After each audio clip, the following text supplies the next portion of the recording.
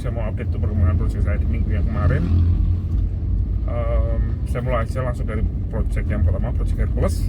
Project Hercules ini kemarin ada beberapa deployment. Deployment yang pertama itu adalah untuk salah satu websitenya. Itu di homepage-nya mereka pengen ada bagian baru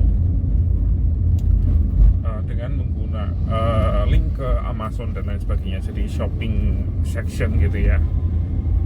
Dan kayaknya sudah oke. Kemarin saya ada bikin dan sudah saya deploy juga dan sudah saya set up, nggak ada masalah sama sekali. Agak sedikit rumit sih karena memang kodenya yang ada di sana itu kode yang legacy banget ya, sudah kuno sekali dan cukup kompleks sebenarnya dari homepage-nya mereka, karena kan website-nya kan semacam website news ya. Terus saja di halaman depan itu banyak bagian-bagian yang rumit gitu ya, dari segi logisnya. Terus untuk deployment yang kedua itu untuk ngehapus semua gambar yang ada di blog mereka.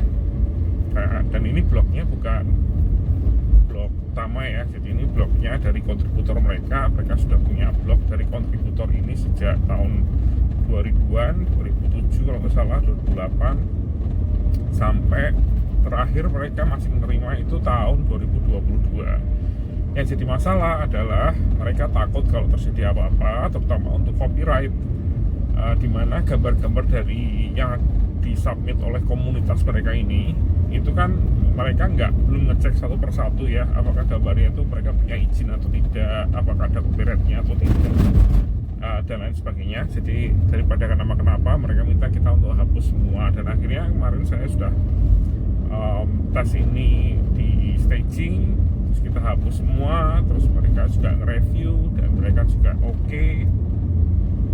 Tetapi yang jadi masalah adalah dan hari Kamisnya, kemarin saya kan biasa deploy hari Kamis ya untuk Project Hercules. Kita sudah deploy, sudah beres, sudah oke, sudah di-approve, kita meeting juga hari Kamis dan masih ada masalah. Hari Jumatnya,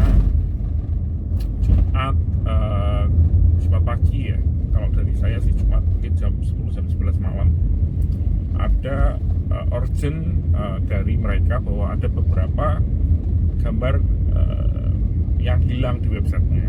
Dan setelah saya cek, mereka juga bilang kok gambarnya hilang, kemungkinan ikutan kehapus untuk blognya. Ternyata setelah saya telusuri lagi, ternyata memang ada beberapa blog dari kontributor ini yang sebenarnya bukan blog dari 100% dari kontributor, tapi dari pegawainya mereka yang salah masukin data gitu ya. Jadi harusnya masuk blognya itu harusnya masuk ke blog biasa, tapi dimasukin ke blog untuk kontributor, dan itu ikutan kehapus juga jadinya. Karena gambar itu dipakai berulang kali ya di banyak sekali konten, jadi banyak sekali kontennya sekarang gambarnya hilang, thumbnailnya itu hilang gitu ya, gara-gara ya. Jadi kemarin saya ngabisin waktu hampir 3 jam hari Jumatnya untuk ngebenerin itu semua ya. Jadi saya restore lagi, saya cek satu-satu, saya harus ngambil backup dari beberapa hari sebelumnya. Jadi hari Rabunya, karena hari Kamisnya kan saya hapus semua thumbnailnya ya. Jadi saya ngambil backup dari hari Rabu, terus saya cek satu persatu gambarnya apa aja yang hilang. Untungnya gambarnya yang hilang itu nggak terlalu banyak sih, jadi cuma sekitar kalau nggak salah 5 atau 6 gambar. Jadi saya tinggal cek aja thumbnail laginya apa, terus saya cek semua artikel atau semua halaman yang menggunakan thumbnail tersebut, terus saya restore aja semua. Saya update menggunakan thumbnail yang baru yang sudah saya restore tersebut ya. Dan ya berhasil dengan cukup baik ya untuk Project Hercules. Untuk Project Ariel, nah ini agak sedikit rumit ya. Project Ariel itu sebenarnya nggak ada masalah yang terlalu berarti ya. Ada satu meeting yang harusnya kita ada meeting dengan salah satu tim mereka untuk memastikan sebuah fitur, tapi nggak jadi. Jadi ya untuk Project Ariel ini nggak ada sesuatu yang terlalu bermakna ya. Ada beberapa deployment juga sih. Tapi yang satu lagi proyek aerial yang isinya tentang biro jodoh, nah itu sangat-sangat rumit sekali ternyata.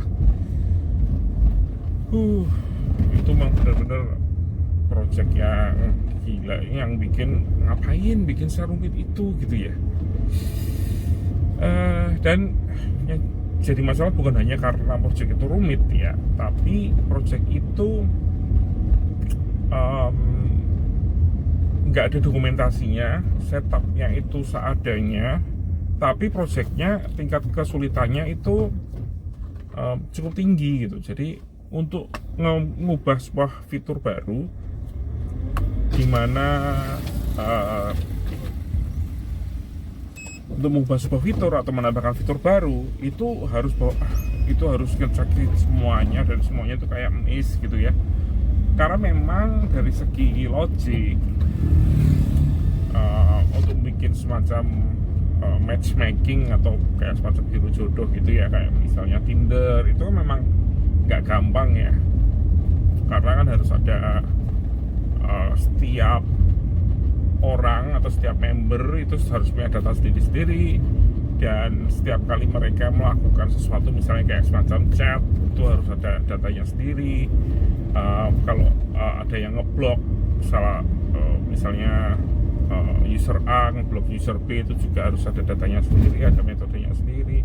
Harus ada salah satu yang saya mau lagi sama ini lagi, mungkin harus ketemu lagi, harus dibikin sebuah scheduling lagi, dan itu ada schedulingnya juga. Jadi semuanya sangat-sangat rumit sekali, dan kemarin saya dapat beberapa kerjaan untuk itu ya, dan ya cukup menarik. Estimasinya harus ditingkatkan lagi sih ya. Saya salah sekali untuk mengestimasi. Ada yang saya estimasi paling 3 jam selesai, ternyata perlu selesai 6 jam, 7 jam. Jadi ya memang tingkat kesulitannya memang sedikit berbeda. Dan yang jadi masalah tuh saya sama sekali nggak terlalu ngerti tentang cara kerjanya website ini, karena nggak ada dokumentasinya sama sekali. Jadi kemarin akhirnya saya hari Kamis ya, kalau nggak salah ya, Kamis atau hari Kamis itu saya meeting dengan tech lead-nya di project ini. Terus hampir 1 jam kita tuh ngobrolin tentang cara kerjanya website itu ya. Jadi cara orang registernya tuh di sini. Ini ada, kalau untuk register tuh ada juga beberapa cara lain, yaitu di sini gitu. Dan data-datanya tuh dari mana saja dan disimpan di mana saja, di table yang mana saja. Dan guide seperti itu yang jadi bikin, wah ini kenapa nggak ada di dokumentasi sama sekali. Memang bisa saya cari sendiri di kodenya itu ya, tapi karena kodenya itu backend sama frontendnya itu sedikit berbeda. Jadi ada tiga part ya, atau 3 bagian. Yang pertama adalah di WordPress-nya.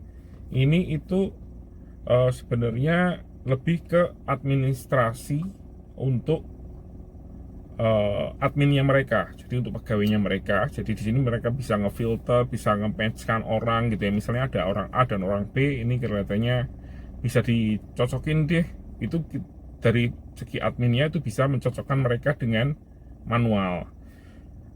Dan itu juga ada semacam logis di situnya juga ya, ada sistem yang ada di dalamnya. Terus dari segi usernya sendiri, itu ada satu website sendiri yang menggunakan API dari WordPress-nya ini. Jadi semuanya full API, sama sekali nggak ada datanya di sini ya. Jadi cuman front end aja dengan REST API. Itu user dimana mereka bisa login, mereka bisa nge-recheck orang, atau mau lanjut lagi dengan orang tertentu, mau lanjut chat, atau mau lanjut mungkin video call dan lain sebagainya. Itu semuanya ada di dashboard semua. Jadi sangat-sangat rumit sekali ya sistemnya. Tapi ya semoga bisa berjalan dengan baik. Saya nggak tahu ya, minggu depan saya ada banyak libur. Saya ngambil cuti untuk Isra Miraj.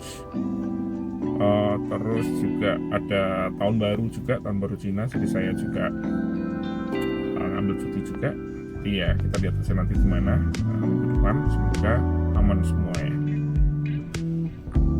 Oke, terima kasih sudah menonton dan sampai jumpa di video selanjutnya.